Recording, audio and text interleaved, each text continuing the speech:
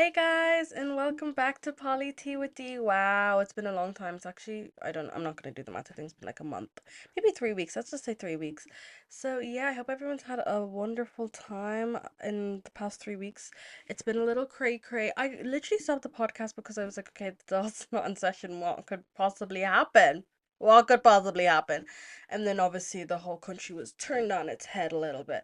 So we'll talk about that a little bit. Though I do think people are probably sick and tired of talking about fuel, but I did post some TikToks about it. But if you're like, oh, I haven't watched those TikToks, then I will obviously have to talk a little bit, but not that much about the fuel situation. Actually, I do have a few things that I want to say, but I was like, I can't post them on TikTok because when the For You page acts a little crazy and it gets, spread a little further than my usual family, that like my TikTok family, when it spreads further than that, people get really aggressive. So I was like, I'll save it for the podcast for people who don't hate me in everything that I say. So maybe we'll talk about that. But oh my god, I miss having like a regular podcast where I can talk about like other things that happen in my life. But then maybe it's for the best that I don't overshare on here. I do want to tell you guys though about one thing that happened over the little break that I was gone because it just makes me giggle a bit. I mean, at the time I was not laughing, okay? So basically, me and my friends went to Manchester. We weren't there to see the scenery. I'll say that. We weren't there to sightsee. We weren't there. I wanted to do a tour bus, but that never materialized. It was kind of rainy at some point. It just never happened. We were also just too hungover the whole time to even do that. We were mostly there to check out the nightlife, see what's popping over there. And to be fair, the nightlife there is actually way better than here, but like that's not shocking. The nightlife here is not that great. Um, but anyway, we went to Manchester. I had a ball. First of all, shout out to our receptionist. He started trauma dumping on us. Like he told us a lot about his entire life, and he would just like throw in random things like, "Oh yeah, this is when I got stabbed in the face," and we're like, "Sorry, what?" And he was talking like. He was a victim in a lot of ways. I felt really bad for this guy, but he was so nonchalant about it. But that stabbing thing that he told us about, that is a court case. So I do hope he gets his money's worth from that. But even that whole situation was like a drug dealer slapped him in the face because he was having, you know what, I'm not going to get into it. I shout out to our receptionist. Anyway, so Manchester was good. We go to the airport. It's like 11 o'clock at night. We are the type to just do whatever the cheapest flight is. So obviously it's 11 o'clock at night. We've been hungover the whole day. We went to the cinema so that we didn't have to be roaming around too much. But we watched Project Hail Mary and I was like, oh, I'm going to sleep during this movie. No, that movie was so good. If you haven't seen it, go see it. I think it's still in cinemas. Honestly amazing if you haven't seen it. So we go to Project Hail Mary, all of that. And then we go to the airport. Airport's empty first of all because it's one of the last flights of the night. We go through security. There's like 40 people working in the security, but it's just us going through. And we're walking, we're like, oh, we don't know which lane to go into. They're like, go into that lane, obviously. And I'm like, oh, is it obvious? There's about 4 lanes and 40 of you people and nobody in any of them. So how would we know that? Anyway, we go in. I'm taking off my boots. That because usually you have to take off your boots when you go through security. So I'm taking off my boot and I'm like, this is dragging now. Everyone's staring at me taking off my boots. The minute those boots are off, after 10 minutes, they're like, why'd you take your boots off? You don't need to do that. Oh, but you just saw me do that though for 10 minutes, so why didn't you tell me that? Oh, what is wrong with you? Oh, okay. This is when I knew something was up with this place, okay? I already knew something was off because everybody was giving us like dirty looks or something. I think people were just bored. That's the key theme here is people were bored. Okay? So we go through security. I'm trying to put my boot back on, but I'm like, you know what? No, I'll put it on after security because this is dragging. Both my baskets, they go through that little, they're gonna check it. I was like, oh, of course, because every single time I go through security, random checks, but it's always me. Oh, okay. Oh, okay. So go through random the security guy. I'm putting on my jacket and everything, talking to this lady because she's swabbing my boots. The boots that they were like, you don't have to take off, so I would have had to take them off anyway. But anyway, they're swabbing it. Fine. I'm putting all my shit together. I'm seeing this other guy has my backpack. He's like, who owns this? And I'm like, sorry, I'm just with your best pal over here. Can I get a second? You know? Go over.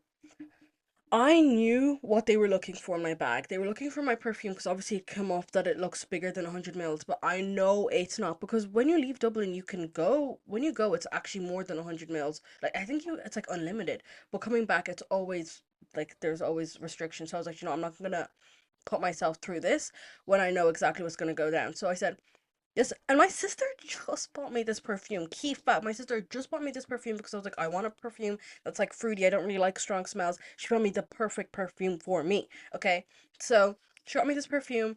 A whole weekend the girls saying, "D, this perfume smells so good." I was like, "Thank you." I wish I knew what it's called, but everyone's like, "This perfume's so good." I was like, "Thank you." I found my signature scent.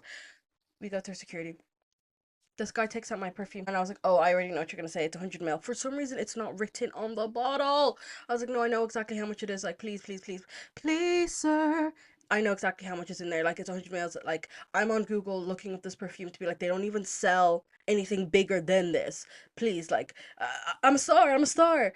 He's like, "I'm gonna have to check with my manager." I was like, "Okay, grand, sure." The manager comes over, and I just knew these people were bored, bro. He's like, "Oh, I'd have to test it." I was like, "Okay, cool." He puts it in this machine. I feel like this machine is fake or something, or I don't know. They spent millions on this machine that's whack and doesn't even work. Trust.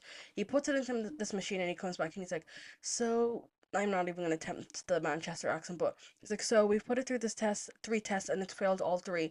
So you can't board the plane with this." I was like, "Sorry, what?" I was like, "No." I was like, "No." But like on the sign, it says it has to be less than 100 mils. Not it has to pass the three tests, and I have to do a backflip and a high five. Like, no, it doesn't say any of that. It just says pat. It doesn't like there's no test. It just says 100 mils, and I know it's 100 mils. So we're going back and forth, back and forth. I'm like, "No, I don't understand." The three tests have failed. One was a volumizer test. I was like, whatever that means, I guess, to see how much the volume is. But obviously that machine is broken because it's. How are you telling me it's more than 100 mils when it's not? So that's fine. I was like, "Okay, whatever." Then I can't remember the middle test, but then he says it failed the explosives test. This is what confused me because I'm like, if you think that there's some remnant of an explosive, like I was involved in some type of bomb situation, why would you take the bomb and let the bomber get on the plane? Hello, that doesn't require an investigation, no? This is when I knew they were lying to me. This is when I knew we're going back and forth, and he's just making me more and more angry. And I never argue with people, like just in general. Well, maybe friends or whatever, but like I don't argue with like people, like service people or any like workers, anything, because I'm just like, you know what, life is hard enough as it is. But I just was like, I know you're actually playing in my face right now. You're trying to take my kindness for weakness, okay? So then event my friend is literally like, "Dude, they're gonna pin you down." I was like, "Pin me down, pin me down. I don't give a shit." Like I'm so mad now. And then eventually I was like, "You know what, this is ridiculous." And did my guy put this into the bin? No, no, no, no. Special place somewhere else. I think this was like a few days before Mother's Day. His mother got that as a present, I'm sure. Or his girlfriend. Somebody got a present that day because that bottle was still full. It did not go into the bin like I was seeing other things go into the bin. Okay? He put that to the side. And like the cap is still on. It's so cute. It's so fresh. It's brand new. I was like, "Okay, grand." We're going away. Where I'm packing my shit, and it's like 2 meter, like a meter from the whole security area. I'm like packing all my stuff, and everyone's just staring at me. I was like, "Okay, grand." Like, I'm defeated now. I was actually just so defeated, and then I just started getting really like anti-British, which I already am. Actually, shout out Zim. It's Zimbabwe's Independence Day, so shout out also colonized by the British and getting their independence from the British on the 18th of April. I don't know what year, but yeah, shout out to Zimbabwe, my country. Anyway, so all of a sudden, I'm just like, "You know what? All you British people do is take and take and take and take. It's in your DNA. You'll never change. You'll just never change." And like at this point, me and my friends are like laughing, but I'm like, I'm laughing, but it's not funny. Like I'm laughing, but I'm telling the truth here. You guys just like love to take things from people. What's up with that? What is up with that? So then I'm getting angrier and angrier, and then finally we leave, and we're walking away, and I'm still going on about British people and how much they take from us and blah blah blah blah. This is what the breaking point was, though, for all of us, because I think my one of my friends actually goes, "Also, give us back the six counties," and we're like, "Yeah, give us back the six counties." They're probably like never beating the Irish stereotypes, by the way, never beating those. Like they're probably like, "What the fuck is up with these girls?" Anyway, we walk this like duty free. I get my alc obviously because I'm like £11 per liter. Who am I to say no? Do you know what I mean? So go through security.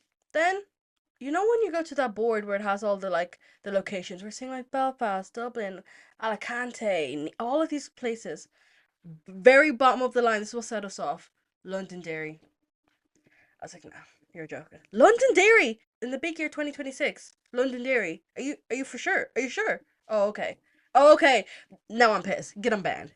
We don't do that here. Who joined with that name? Like we don't do that here. I can't. But like this set us off now.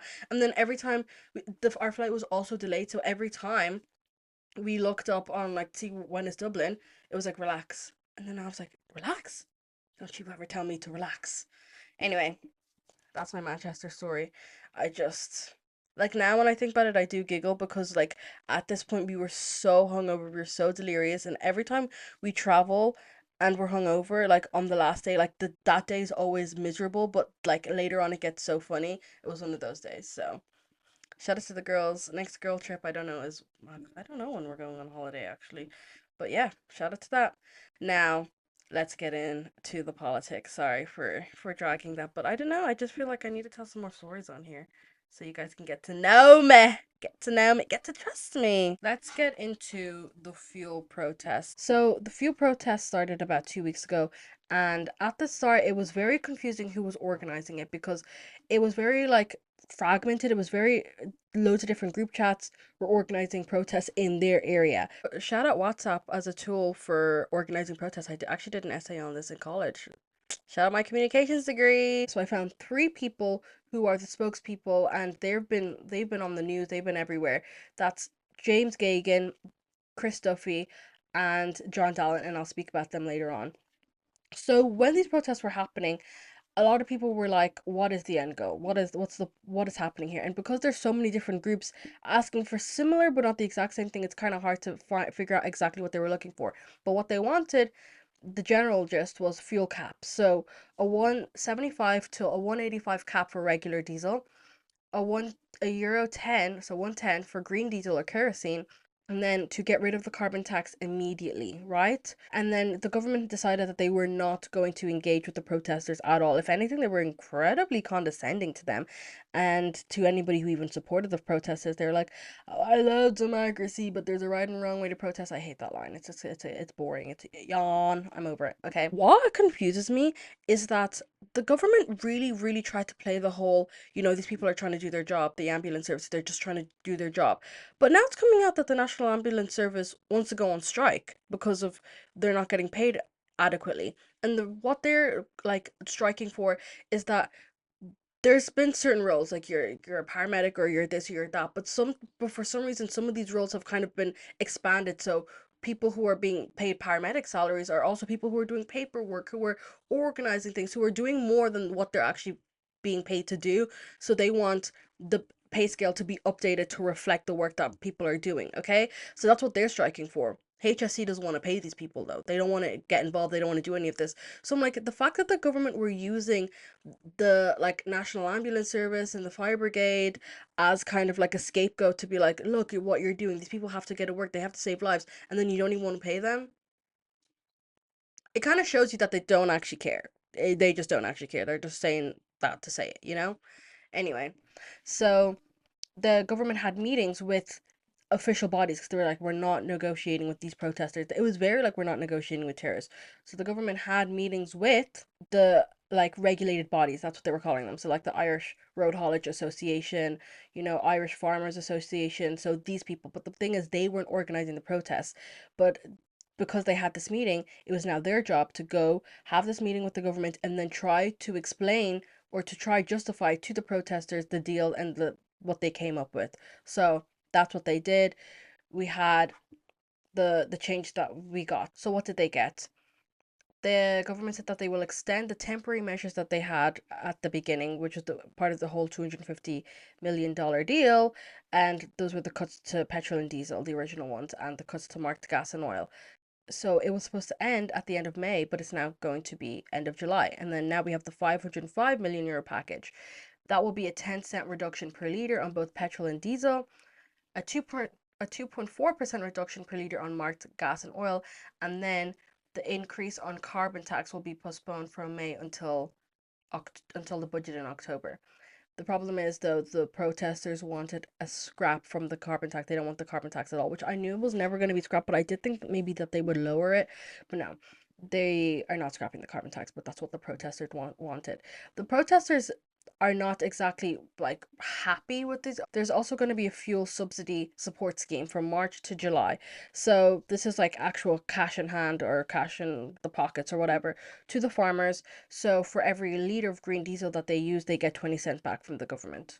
So, I mean, they're not exactly pleased with it, But I saw James Gagan make a video and he's like, we let you guys down or we didn't get what we wanted. But everybody in the comments was like, oh well, our eyes are open to this. And like he's now I think gonna make a political run. I think him and Chris Duffy as well, where they're gonna start endorsing people to run. I'm keeping my eye on this because I do not trust these guys at all. I'm gonna get into why later, but I don't trust them at all. So I'm gonna keep my eyes on them too because something ain't right.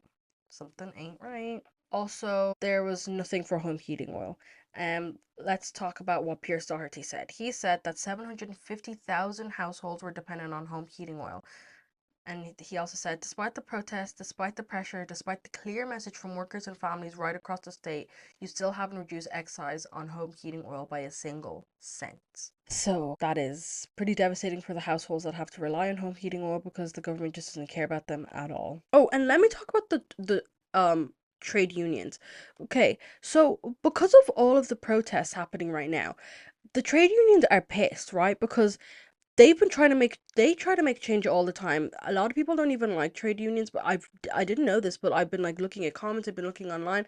A lot of people don't like trade unions because they're like you're basically in the pockets of the government, which the more I look into it, I'm like the more that is actually quite true because you can when you're in a trade union with the trade unions, you can't just strike. You can't go on a strike. You have to negotiate with the government, and then they set out like a when you can strike, how many days you can strike. It's like if the government knows it's coming, they can prepare for it, and it doesn't make a difference. It doesn't affect the change that they want to see. Or if they do, it's like a tiny tiny change. You're like you give them a crumb so that they stop.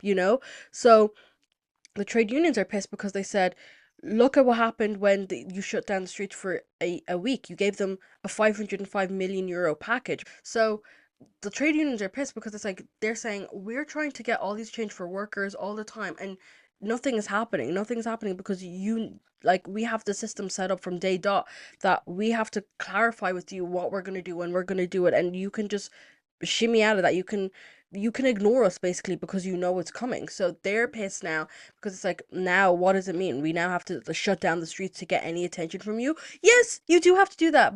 You do have to do that. We need it. This should have been. This is needs to be a breaking point for people. Okay, it's not. The government does not care about you. Okay, I can't emphasize this enough. They don't care about you. We can't keep having these conversations with them and begging them for basic things, basic support. This has proven you need to shut down the street. You need to inconvenience them. They don't like if it doesn't directly affect them, they're not going to care.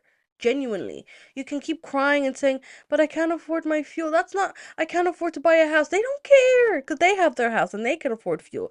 You need to make life difficult for them. And that's what this protest did. So we need to now be doing this for everything. You know what I mean? Like, let's shut down the streets again. Let's do it again. Okay? Sorry. I just got a little carried away, if you will. The trade unions are pissed, as they should be, but I do feel like sometimes the government, they work together. So it's like, of course, you're not going to get change from the people that you work with. They don't care about you? Anyway. So it actually was a motion of confidence. I've already done a TikTok video about this, but if you haven't seen it, I'll wrap it up for you quickly. There was a confidence vote, except it was supposed to be a no confidence vote, but then the government changed it and it was now a confidence vote. So what happened at this vote? Michael Healy Rae and his brother Danny Healy Rae voted no confidence in the government. That was a big move because they are part of the government, and Michael Healy Rae, who was a junior minister and minister for forestries within the Department of Agriculture, he resigned from his role as junior minister. I wonder though, does that mean he still gets his ministerial pension? That's a question that I feel like journalists who are in the space to ask him should be asking. Um, yeah, so I wonder if he still gets his ministerial pension. This blew up the scene a little bit. Um, the government didn't see it coming. Apparently, Micheál Martin was on the phone to Mark Carney, the Canadian Prime Minister. Like, that's how much he didn't know this was going to happen because he was like, I got other business to take care of. And then he's hearing this. He's like, what? Apparently, Simon Harris is blowing up Michael Healy Ray's phone the minute he left the doll. And then you have Michael Healy Rae with the fist in the air. I said, you know what, enough is enough, like relax, because you actually knew exactly who this government was when you joined them. So I'm not moved, I'm not touched. I moved a tiny bit because I'm like, I didn't see that coming, but you just knew that your constituents could not handle this anymore. So it's like you wanted to get reelected and you knew you couldn't, there's no chance of that if you were still with this government. So I'm not moved. I'm not moved. Sorry. Sorry. But obviously, I don't want people to be disencouraged to not, vote against the government. So actually, I moved a little bit. I don't want people to be like, oh well, you complain either way. Okay, fine. Happy for him, I guess. Next, anyway, so the opposition were just complaining about the government as usual. Obviously, saying, you mishandled the protests, you mishandled this fuel crisis, you've mishandled the fact that we're even in a cost of living crisis. Bills are skyrocketing, and you've done nothing. You've gotten rid of energy credits for people. People with disabilities are struggling. The SOC Dems have been advocating for an emergency disability payment of 400 €. The government keeps shutting that down. Like, you're just out of touch with reality. You're just so out of touch. So that was their side. The government are saying, well, we've tried the best we can. We've just spent 750 million. What more do you want from us? We've spent more than any other European country per capita on fuel measures. So what else do you want from us? They again don't care about you guys. So I mean, hello. That was the general context, and then they obviously started talking shit about the protesters, saying you can't hold up a country. What are these blockades? That's not how you do a protest. Protests are supposed to not inconvenience me. I should be able to just ignore you guys like usual. What's going on here? That's not the social contract that I had in mind. So that was that. And then there was just a lot of bickering, but like they always bicker in there. They always bicker in there. Sometimes when I'm watching it, I'm like, this is so entertaining, and then I'm like, damn, these are our elected officials, dude. Like they're supposed to be helping us, but they can't even talk to each other properly. Ah, sure. Look, I wouldn't be any better in there though. No, trust and believe. If I was in that room, I wouldn't be any better. I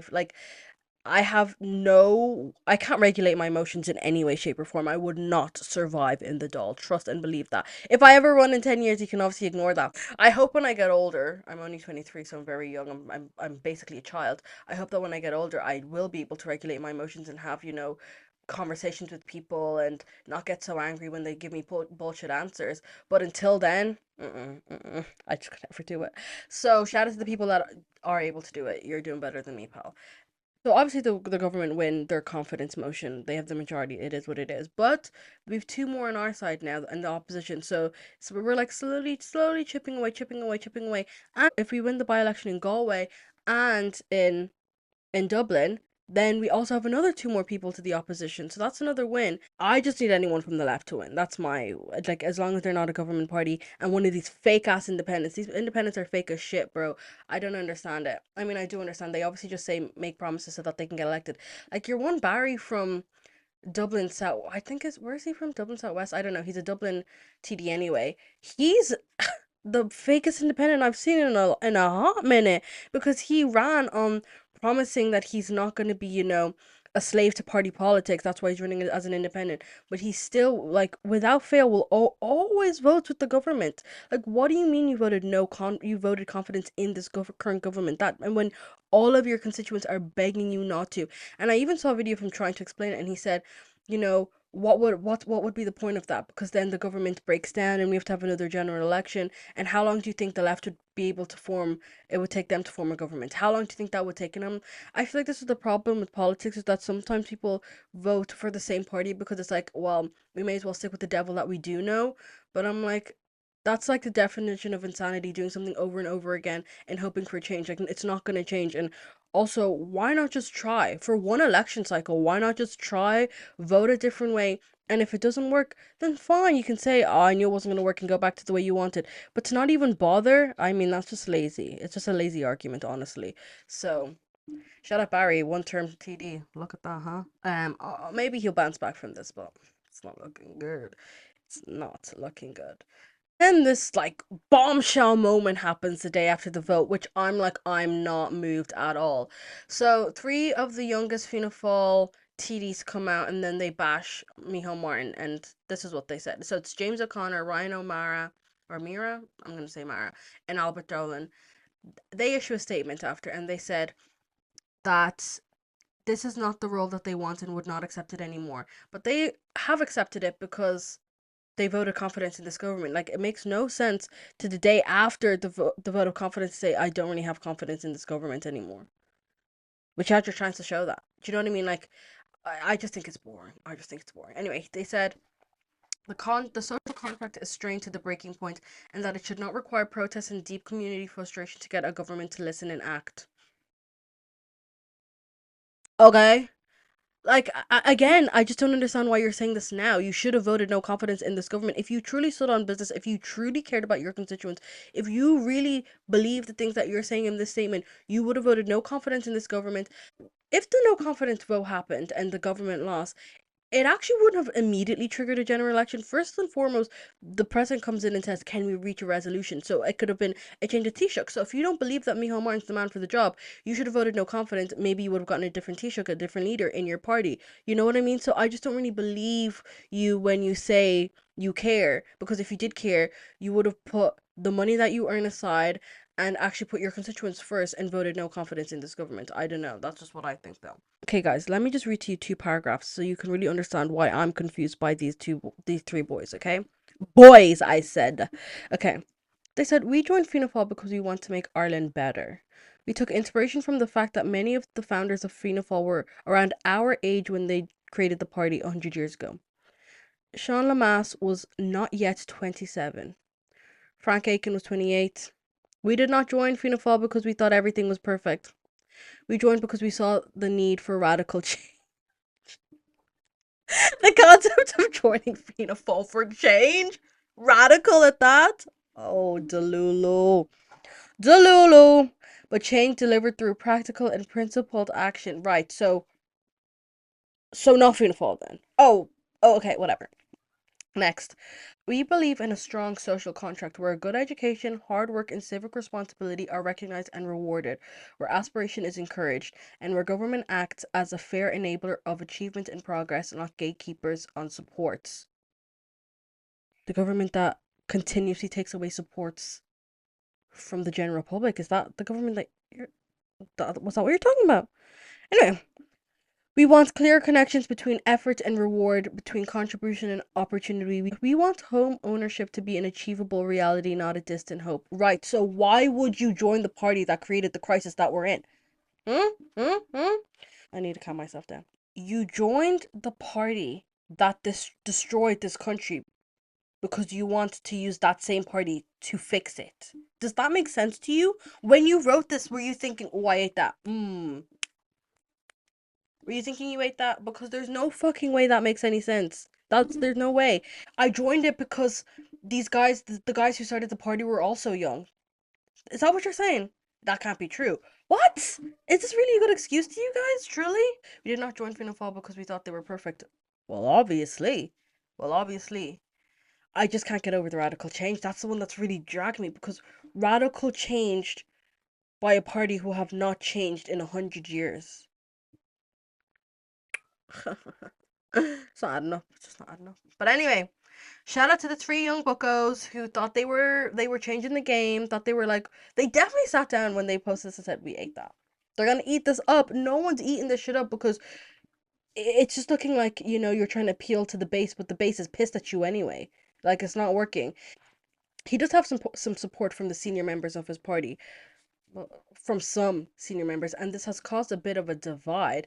But that being said, I'm unmoved and unbothered. Okay, what is the party saying? Micheál Martin said he does not in any shape or form feel his position as leader of Fianna Fáil is under threat. Mate, a few months ago they were trying to do a no confidence vote within your party, but there's no threat, no in any shape or form. Cool. Cool, cool, cool, cool, cool, cool, cool, cool, cool. So there's three like senior leaders who most likely in Fianna Fáil, who are most likely to replace Micheál Martin as leader of Fianna Fáil, right? Jim O'Callaghan, Dara Cleary, and Dara O'Brien. Though they did come out and support him and say, "There's don't be rattled, don't be rattled. Everything's good in the house. There's no beef, there's no issues. Like we can calm down a little bit. Don't get too hyped up. Okay, it's not that bad." So they're backing him still. So I think that's like them trying to have a show of confidence for the public to be like, everything's good in this house, but we all know that ain't the case, okay? When the protests were happening, um, the chief whip, who's Mary Butler, she said that loads of people were asking her for a meeting, a meeting, a meeting. So they had this kind of like town hall situation. But a lot of people that asked for this meeting didn't even show up. And the meeting was scheduled from 11 a.m. to 1 p.m., but around from 11 a.m. to 3:15 p.m. And apparently the Taoiseach there was there the whole time. And then when she was talking about this on the radio, the person who was interviewing her said, "Okay, well, did James, Ryan, and Albert show up? Because I assume that they're one of the people, some of the people that were calling for the meeting. And then she said, It's not my job to disclose that information." Then why bring it up? Why say, why say some of the people that asked for a meeting didn't come and then not say who those people were? Weird. But anyway, there's a lot of tension in Fianna Fáil at the moment because one, the Healy Rays, apparently one of the three boys, James, Ryan, and Albert, one of them has been telling people to stop talking so nicely about the Healy Rays in the media. They literally said, where to say, "Colleagues, please stop being pleasant to the Healy Rays." That is so funny. Like, apparently they're still nice to him when they see him in their house, give him a little high five, little handshake, little smile, a hello, a goodbye. But one of them doesn't like that. A lot of them don't like that. So apparently there's a lot of tension because when this statement came out, people were like beefing in the WhatsApp groups and sending it to each other and trying to show like where they stand and their loyalties. So I do think there's a bit of a divide at the moment. I mean, we already knew that Micheál Martin was not going to make it to the end of his term, but yeah, it's not looking good for him. So these are some of the thoughts that I had over the course from like the time that it started. First one being a lot of the people that voted for a lot of the people that were protesting voted for Fianna Fáil or Fine Gael, or they voted for independents that prop up this government. So stuff like this annoys me a little bit because you didn't mind that this government was screwing over ordinary people. You didn't mind that there's a housing crisis. You didn't mind that there's a cost of living crisis. You didn't mind that this was happening. You didn't mind voting for these people who've put in these structures because it was benefiting you. And now all of a sudden that it's not. We're supposed to stand 10 toes behind you, but you haven't stood 10 toes behind us. That's what I have been thinking. And that's what I think a lot of people were thinking. But what I had to do, it was a difficult conversation because I am head honcho of the I told you so society. I did have to be like, okay, now what though?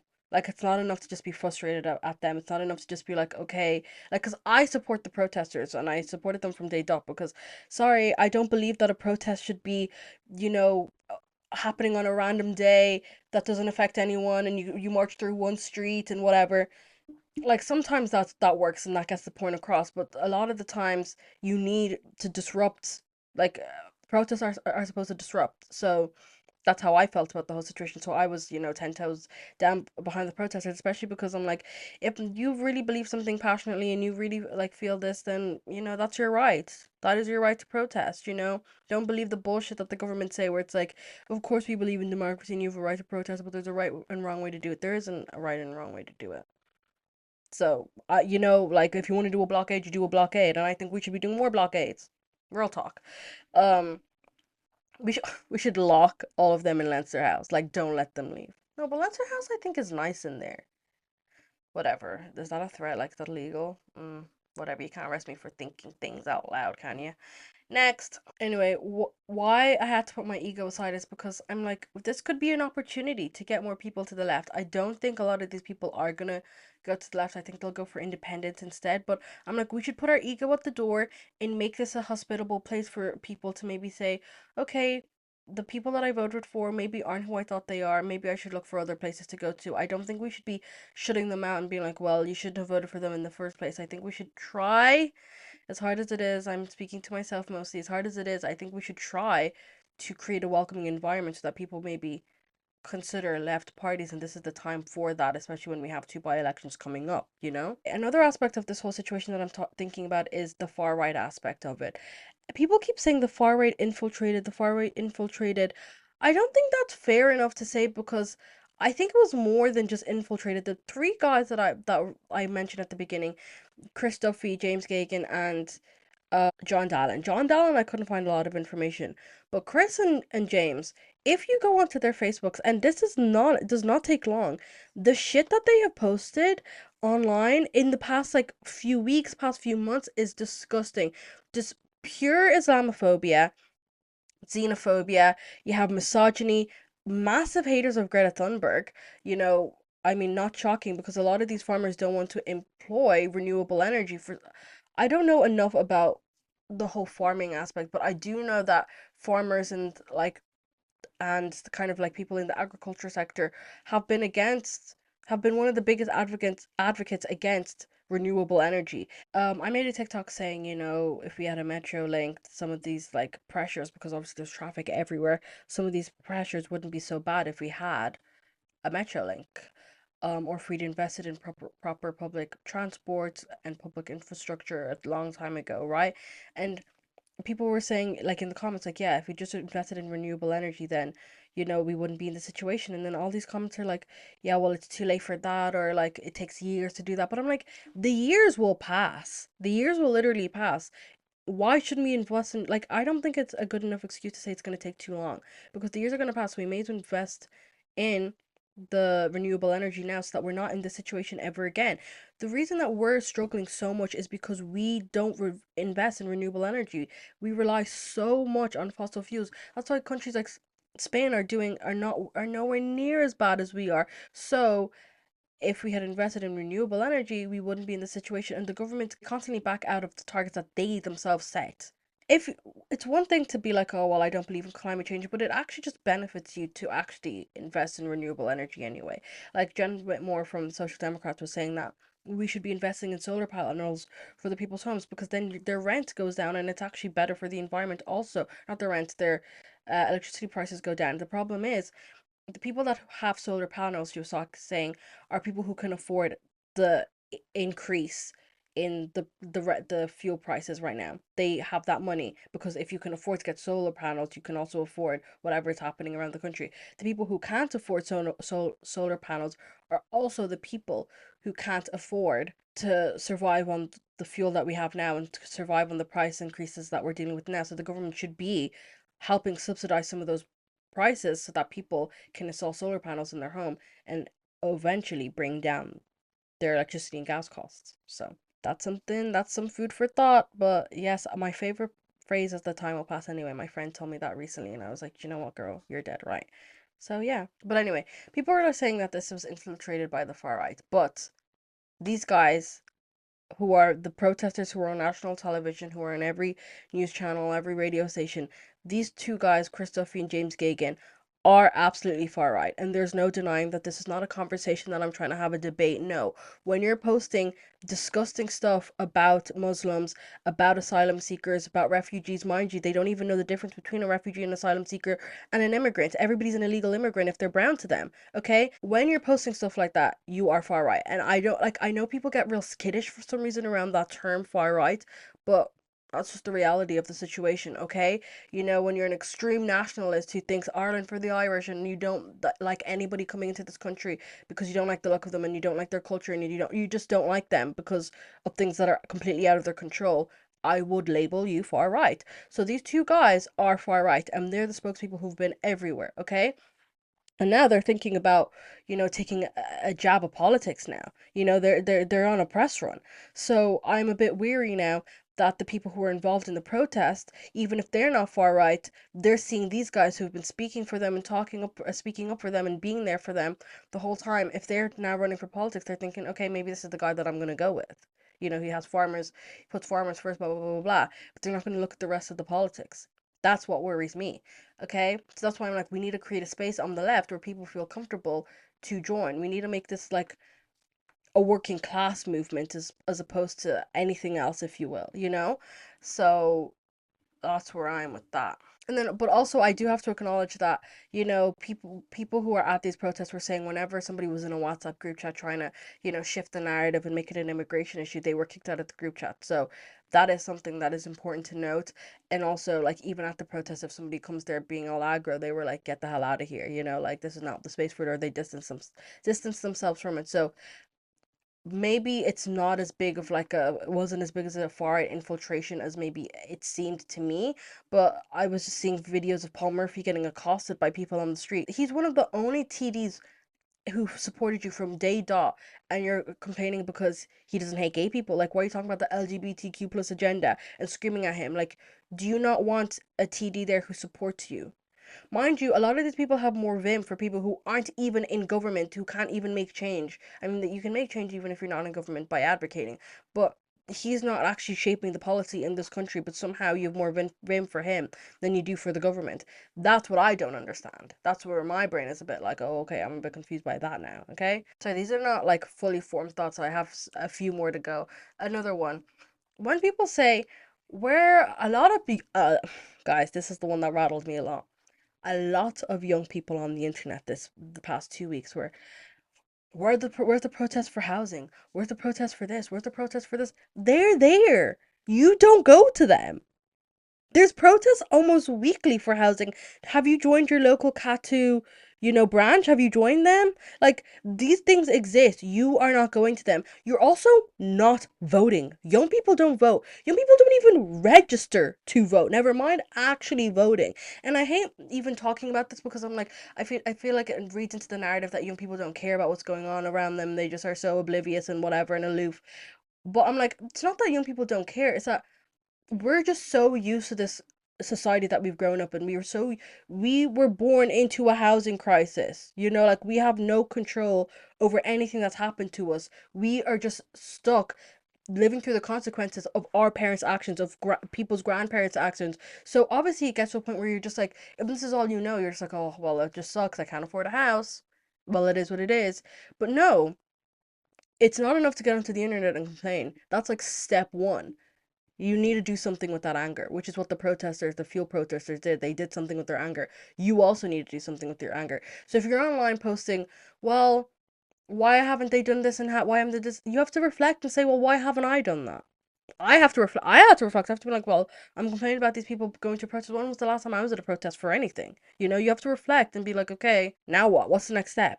Am I going to join my local branch of, like, am I going to start being an activist? Am I going to start taking like part in these protests? Like, what is the next step for you guys? Let's think. Let's think. And also vote. Guys, by-election. I'm going to talk more about the by-election when we get an actual date. I know it's in May, but I can't find a date.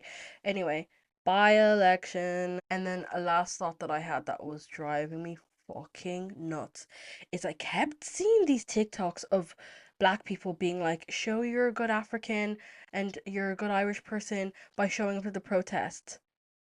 What are you talking about? I'm not gonna prove shit to you. I don't need these random ass people to validate my Irish identity. Like, I'm not gonna go to a protest to prove that I'm one of the good ones. I'll go to a protest if I believe in the cause and if I want to go to the protest. I'm not gonna go for the sake of saying, hey, I'm siding with you, because, and I'm seeing all of these Irish people in the comments saying, yes, brother, speaking truth to power. Yes, we'll remember who was there and who's not. So that's a threat to me. Because if a lot of black people were not to protest, is this you justifying your hatred for black people now? Like, what? I don't know. I just hate that shit. Like, I don't have to prove anything to you. I actually don't have to prove shit to you. So that pissed me off. But yeah, that's my thoughts on that. I know I've talked a lot about fuel, but let's run down through some things that are unrelated to fuel. And hopefully next week I won't have to refer to fuel ever again in my lifetime. Okay, next. Stop the Game campaign. Right, so remember we were talking about the Ireland versus Israel Nations League game. People want that to not go ahead, obviously, because why would we be playing against a genocidal state? And no, we can't separate sports from politics. Let's get real for a second, please. I hate that argument. It doesn't make any sense whatsoever. So the Stop the Game campaign launched recently, and it has this video with the hashtag Stop the Game that's been posted by loads of people, politicians, artists like Fontaines DC, the Mary Wallopers. Like, it's been reposted everywhere. Athletes have been reposting it, and it's basically a clip of like football games edited in with clips of the destruction happening in Gaza. So it says in the video, in the last 30 months, Israel has killed 565 Palestinian footballers in Gaza. Playing Israel is supporting genocide. So, yes, let's support this campaign, stop the game. There's no universe in which we should be playing a genocidal state while they're still perpetrating said genocide. It just doesn't make sense. And now they're in Lebanon and making plans to, you know, expand their legal settlements there. So, yeah, it's just stop the game. So, what bill have we spoken about time and time and time again? We've spoken about a lot of bills, but there's one bill in here that I absolutely hate. I'm going to give you guys a second to get to it.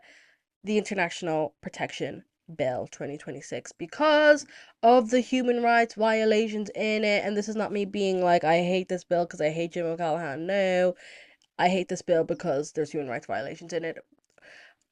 said by people who are human rights lawyers and advocates, okay? This is not a personal opinion, right? So, it passed through the Oireachtas, both the Dáil and the Seanad, so technically it's now time for President Connolly to sign that into law, right? However, she has convened a meeting of the Council of the State to discuss this bill. So let's talk about the Council of the State, right? So what is it? This is the Constitution provides for a Council of the State. So the people on this council support the president and give her advice and give her aid, and she can talk to them if there's any issues that she has about constitutional matters. So for example, if a bill is coming through, she thinks, I don't actually think this makes any sense, I think this might actually be breaking the constitution, it can go to them, they have a conversation with her. And yeah, so who is on it though? This is who's always on it regardless of the time. The current Taoiseach, the current Taoiseach, the current Chief Justice, President of the Court of Appeal, President of the High Court, the Ceann Comhairle, the Cathaoirleach of the Seanad, and the Attorney General. Who else is on it? You have every person who's able and willing to act who has previously held the office of President, Taoiseach, or Chief Justice, right? So these are the people that are always on it regardless of who is president. Then the president gets to choose their own members on it. So Catherine Connolly has chosen her members. We have Fionnuala Ní Éileán, Linda Irvine, Colin Harvey, Kathleen Lynch, Donica O'Connell, Conor O'Mahony, and Kieran O'Hartke. So yeah, she's gonna have a conversation with them. The meeting is scheduled for Monday. So yeah, if they could come to the conclusion that they don't think that this bill is constitutional, and then she can refer to the Supreme Court and let them make that decision. So this is just a consultation meeting, if you will, where they can have a conversation about that. So exciting. People who have been calling for this for a while are excited. We have, the Irish Refugee Council have welcomed the news, so that's a good sign. Next, Ruth Coppinger, friend of the pod. I love calling people friend of the pod who have never been on the pod, but I just mention them quite a lot. Ruth Coppinger, she spoke about the rampant sexism and misogyny in the National Ambulance Services. She spoke about it in the Dáil. So let's read what she posted on Instagram about what she spoke about in the Dáil and what she's calling for. So she said, I am demanding the Minister for Health investigate harassment, sexual assault, and sexism within the National Ambulance Service. Today I raise more testimonies from 3 more women I've spoken to who suffered all of those while working in the National Ambulance Services. Worryingly, patients are also at higher risk from some predatory men who seem unaccountable in a culture of toxic misogyny apparent in the service. Yet another woman told me about being raped by a colleague and how it ended her career. Inappropriate dealings with students. So she's talking about the fact that there's, teachers who are having inappropriate dealings with their students. The unnecessary use of 12 lead ECGs on young women. So women that they find attractive, they'll put these leads onto them because you have to remove their top so you can see their body. So they pull up their shirt to put the leads on. So that's happening. Anyway, so inappropriate dealings with students, unnecessary use of 12 lead ECGs on young women, and bullying were also told to me. I'll continue to raise this vital issue of safety for women, workers, and clients. The minister, Jennifer Carroll McNeill, didn't give a commitment to investigate, but I will be writing to her and the Taoiseach about this. So I watched Jennifer Carroll McNeill's response to this, and it was a bit lackluster, I will say, because she just made the statement, a very obvious statement, and it was very like, everybody, regardless of race, gender, and sexuality, deserves to be treated with respect. It's like, yes, of course, this is very basic, but it doesn't answer the question. Are you going to investigate any of these dealings? She did not commit to that. And then she also highlighted that she acknowledged that Ruth Coppinger has continuously brought up issues of misogyny within the workplace, but has made no promise to investigate. So I will keep you guys updated if anything more comes of that. I think that's all we have for today. I'm sure there's more I could talk about, but I think it's been a long episode anyway, and we're just back. So I'm gonna leave you guys there, and we will be back next week. I hope if there's any new listeners, hey, I feel like it's been a while since I've done this, so my brain's a little foggy. Also, I just have been recovering from the worst cold. It definitely wasn't the flu because I would have still been sick, and I've only been sick for a couple of days. But I'm actually way better now, but my brain is still a little foggy. So I was like, damn, should I postpone this? But I was like, nah, let me just bring it back. Bring it back one time. So I'll see you guys next week. I'll see you guys next week. I hope you guys enjoyed this podcast, and yeah, bye.